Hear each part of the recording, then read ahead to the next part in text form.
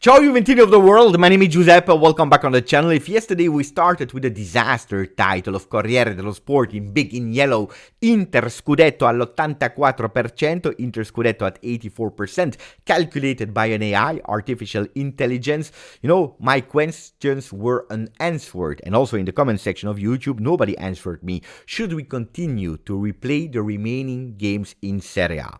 On the other side, today, Corriere dello Sport is answering my second question when I asked, should we play that game, Juve-Inter, the Derby d'Italia on Sunday, if the Scudetto is already at 84% for the Nerazzurri? Well, today, Corriere dello Sport is telling us, Juve, no stress, tranquilli, no stress. There is a big advantage for Allegri because the Bianconeri on the field during the international break played half of the minutes of the Nerazzurri.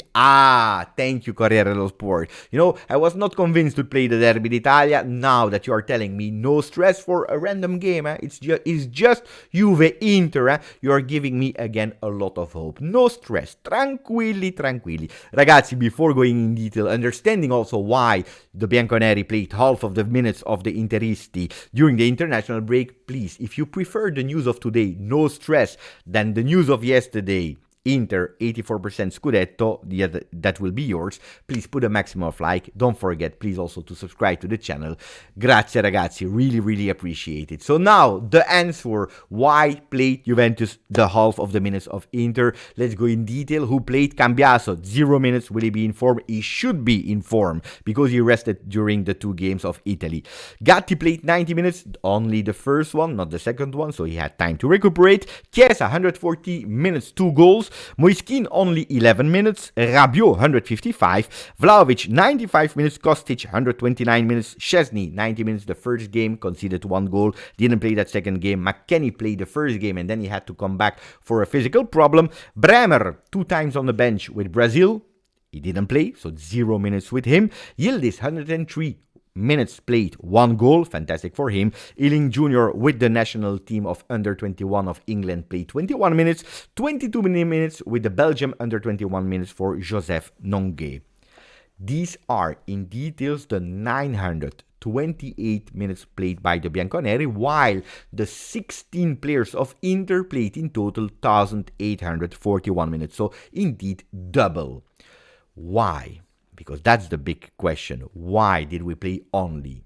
Ragazzi, I would have preferred that Juve would have played 1,841 minutes during international game, the Juve players. I would have preferred even doing 2,000, even 2,500 minutes.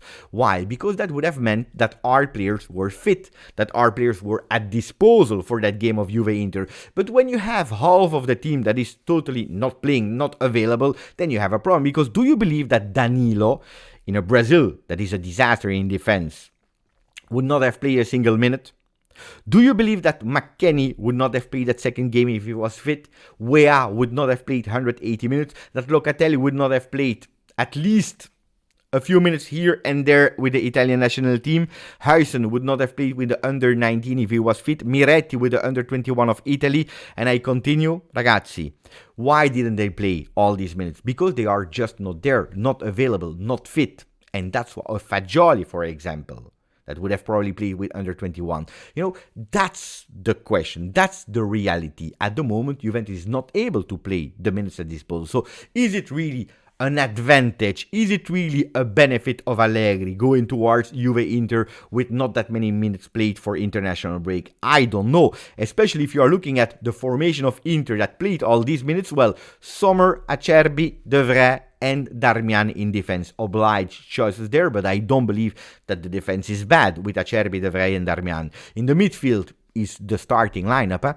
Dumfries on the right, Di Marco on the left, Barella, Çalhanoğlu, Mkhitaryan. Up front you have Thuram and Lautaro. And you know what's even worse? Good for them, bad for us. The bench, because the games, as I told you yesterday, are not played anymore with 11 against 11, but the changes are important. And if Inter could potentially be a bit more tired than Juve, look who's there on the bench. Fratesi, Carlos Augusto, Alexis Sanchez, Sensi, Bisek, the young defender, Klaassen, midfielder. Oh, ragazzi, they have changes. And the starting lineup, missing one or Bastoni. Bastoni is important. Pavard is important. But then on the bench they have choices. What Juventus have not, absolutely not, except in attack with Moiskin, Chiesa, Vlahovic, and Milik, and even a Kenan Yildiz. Except of that, we are really limited. If you're looking at the 11 against 11, you see that Inter is able to put their lineup, while Juventus, they are playing with Cambiaso on the right, that is in an adapted role. McKennie, Rabiot, Miretti, that it's a strange midfield with Miretti probably physically not able to go in contrast against a Çalhanoğlu, and Kostic on the left. Why are we speaking about Miretti? Well, because we have good news, and that's a good one, because now we go towards the update of the J Medical.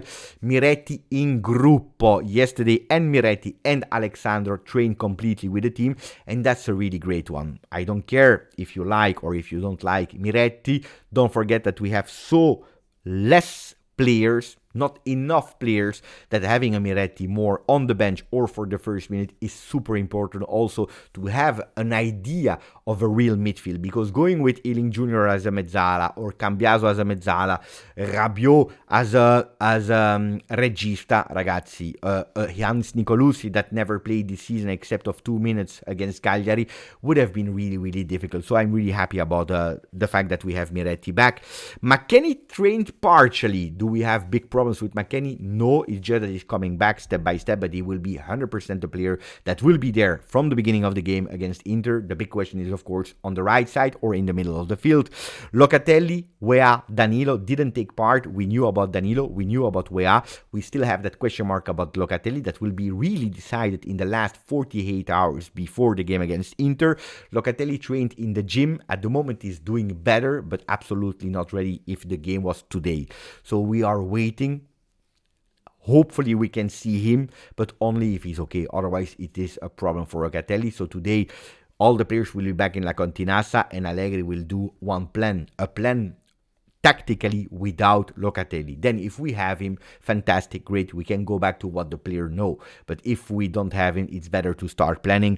Huijsen is back, and that's a great news. What about Huijsen? I have a news, by the way, about Huijsen, that he could potentially choose to become Spanish. He has today the two citizenship, the Netherlands and Spanish one, but to choose for his sporting future with the national team, he could potentially opt to become really a Spanish player for the national team. So attention for that. Is it important for Juve? No. But it's good always to follow our kid, because we know how much we love Dean Huijsen. Now we spoke about Miretti, we spoke about this player, but we spoke also about McKennie. McKennie is speaking not about his form at the moment, etc., but he spoke to the microphones of Sky Sport, where he said it was quite difficult because I betrayed a bit the people of Leeds. I wanted to do better and I couldn't at Leeds. When I came back at Juve, it was not that easy, but I did a big reset, as if it was the first time that I came to Juve. And I wanted to convince everyone, which is super happy about, and proud about what he's doing at the moment. Convincing also Max Allegri, because I tell you, he played every single game at disposal until now in Serie A. And on the other side, he needed only 2 games where he started on the bench to convince Max Allegri he was a starter. But the most important thing that he said in an interview was vincere per risentirci da scudetto. We have to win that game against Inter. We must win that game against Inter. I want to win that game against the Nerazzurri, because I want and we want to feel again that we can be a scudetto team. So what do we learn from these sentences? That at the moment, Juventus, step by step, win by win, clean sheet by clean sheet, or whatever you want to, is convincing themselves that they are there. A team that should not have problems to be in the top 4, which in the beginning of the season we were even hesitant about it, because a lot of people were telling me Roma, Napoli, Milan are ahead of Juve on paper.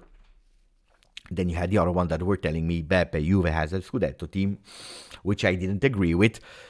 But we want to win to be able to think that we can be a Scudetto team. So important mentally, winning over Inter. Would that mean that we would have won the Scudetto, that we are a contender for Inter with +1, with so many games to play? No, but mentally it can really make the difference. So hopefully we can win that game. How do we want to do it? Gazzetta dello Sport is speaking about Allegri way of thinking to not let Inzaghi win, thanks to the defense that is doing extremely well, and also took the super form of Chiesa. What they are not telling us is that at the moment Inter, in terms of the goals conceded, is actually doing better than Juve. Less clean sheets games, but better in terms of result because they conceded 6 goals while Juve 7. But anyway, that will be the formula of Allegri. The defense, Gatti, Bremer, Rugani, and a super Chiesa. That's the tactic according to Gazzetta dello Sport. I hope we have a bit more because I don't believe that that will be enough to beat Inter, especially with the team that I showed you that is strong in every single role. Goalkeeper, defense, midfield, and strikers. You know that when I'm analyzing the games, when I'm preparing the games, especially to go live on the Twitch channel, I'm always doing it 48 hours, 24 hours before the game.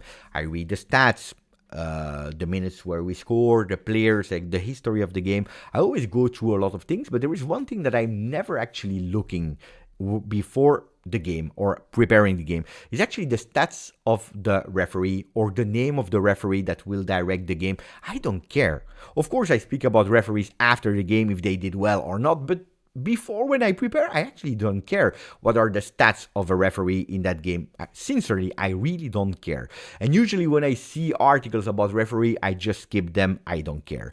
But today, Tuttosport was able to trigger me after that fantastic interview to Tognozzi yesterday. And if you didn't, please go back to the video of yesterday that I made, the second video of the day where I spoke about Tognozzi.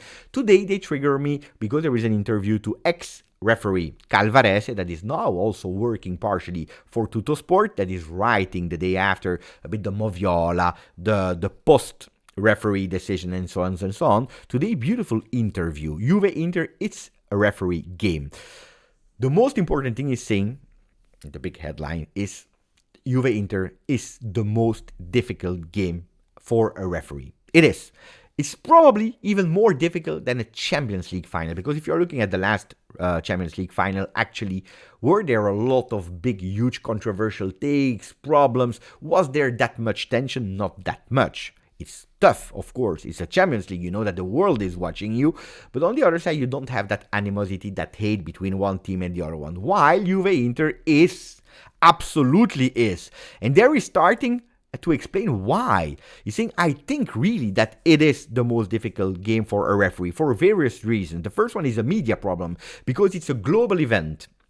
Incredible numbers, almost 1 billion potential viewers, and then, of course, for the tifo. And here it is important because he's saying something that is a lot of times by some Juventini forgotten. He's saying, 1/3 of Italy supports Juve, while the other 2/3 beyond their favorite team, that it can be Bologna, Salernitana, whatever, they tend to be anti-Juventus. Roma-Lazio is a difficult game for a referee, and many people are watching the Derby della Capitale, but only the Roma and the Lazio fans are cheering it, while everyone is watching Juve-Inter, and everyone takes a side between Juve and anti-Juventus. And that's important because he's not saying people tend to take a side between Juve or Inter. No, between Juve and anti-Juve. And this influence, of course, the tension of the game between the referees, between the coaches, between the player, that when you arrive to a game, it's already, boom, a big one.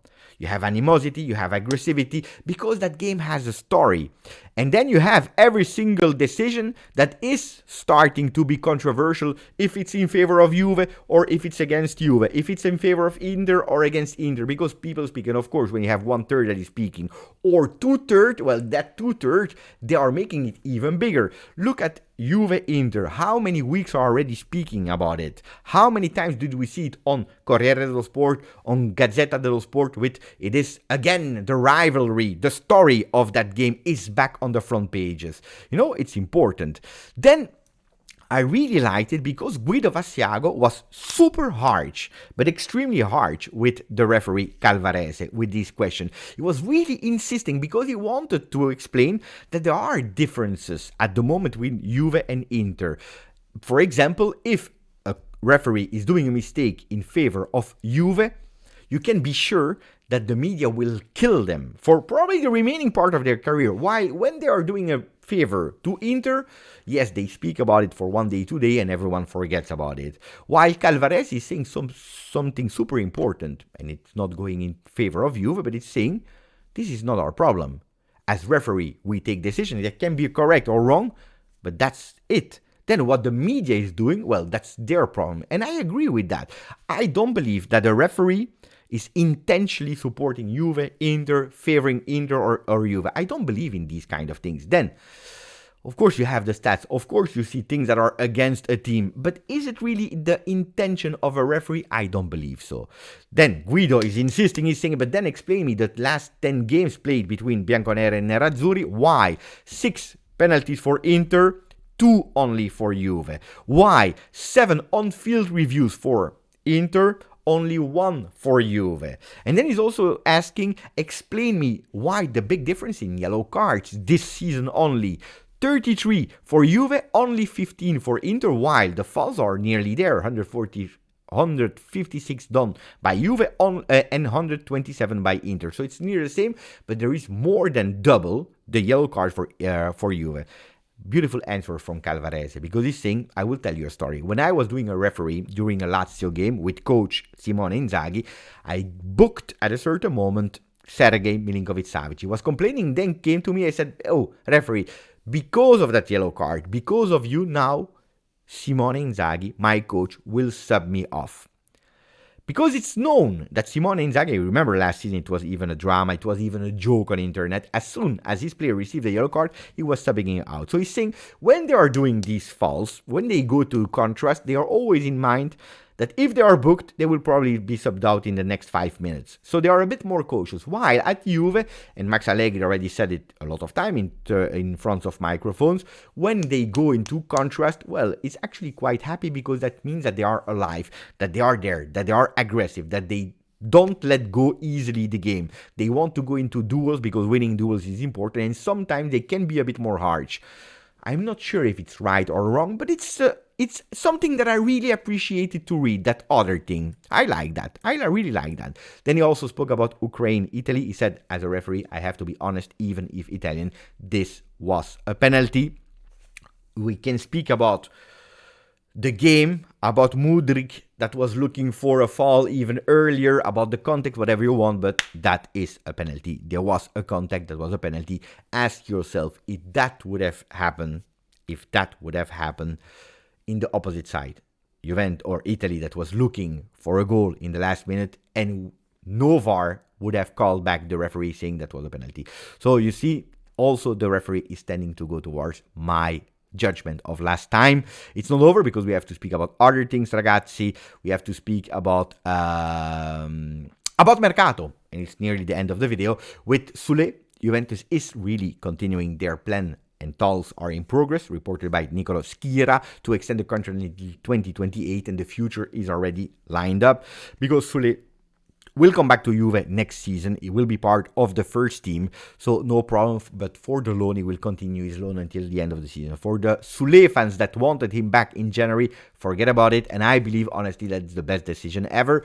On the other side, pay attention to Zaccagni. Zaccagni, that is a player from Lazio, that at the moment has a bit of troubles extending with Lazio. And Giuntoli is flaring a bit and is saying, you know what? Maybe that can be a potential interesting player for Juve. Maybe with lower investment in the season, you know, a Sule on the right side, a Zaccagni on the left, maybe a Chiesa there, you know, as a trequartista, as a second striker. I don't know. But Zaccagni could be a really nice idea. I think it's a player that I appreciate. He's not doing that well with Italian national team, but honestly, when he's doing when he's playing with Lazio, except of this season, he always did well. So it's a player that I appreciate. Now, of course, the funny thing, and I promise you, it's really a coincidence, but that made me laugh. Yesterday morning at 8:35 a.m., the news came on calciomercato.it that Cristiano Giuntoli, understanding that there were some problems for the extension of the contract of Zaccagni with Lazio, was already moving to bring him to Torino. So the choice of words, Cristiano Giuntoli is already moving to bring him to Torino, while in the afternoon, what happened, and unfortunate because it's actually a really sad news, well, at 2:33 p.m., they were saying Zaccagni and Chiara Nasti, that's the wife of Zaccagni, unfortunate event for them, because their house was robbed, and they were robbed for 70,000 euro of jewelry. So the house of Zaccagni. You know, the funny thing, of course, the coincidence is Giuntoli in the morning was moving to bring him to Torino, and in the afternoon his house was robbed. I didn't explain that joke really well, so forgive me for that. I'm sorry, I tried to make a joke, it didn't work. But actually, hopefully, Giuseppe Chine is not watching the video, otherwise you never know. Maybe he will go to Cristiano Giuntoli and will tell him, attenzione, we open an investigation. No, let's forget about that. Ragazzi, I hope you enjoyed the video, I hope you enjoyed the disaster joke. Grazie, maximum of like, subscribe to the channel, grazie, forza Juve.